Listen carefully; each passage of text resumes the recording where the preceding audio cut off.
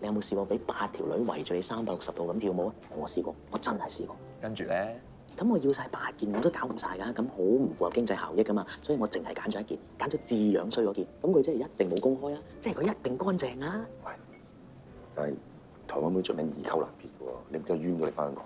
笨蛋算啊！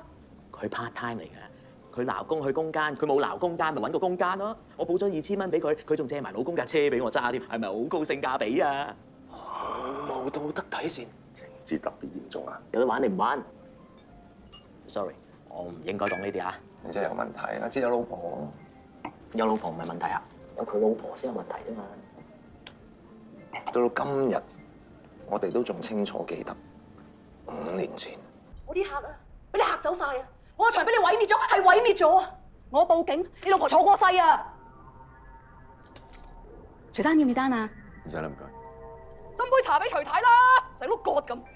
阿嫂，其實係我哋唔好嘅，但係我真係好想知道你係點樣揾到嚟呢度嘅咧？我睇過阿哲啲 message，你哋話今晚 book 咗房去街記打邊爐啊嘛，跟住你又覆咗個偷笑嘅 emoji 啊嘛，我又想問下啦，如果係打邊爐，做乜春嘢要偷笑咧？全香港有4間有街字嘅夜總會，新佳麗、俏佳人、新俏佳人、金粉佳人，我第2間就掛到佢哋啦。如果就係下次，我會抬住個仔死俾你睇。如果我屋企有個咁嘅福爾摩斯，我就索性培養第2啲興趣算啦。打下坐啊，禪修啊咁樣。嗰啲咩 part time 啊、台妹嗰啲，你諗都唔好諗啦。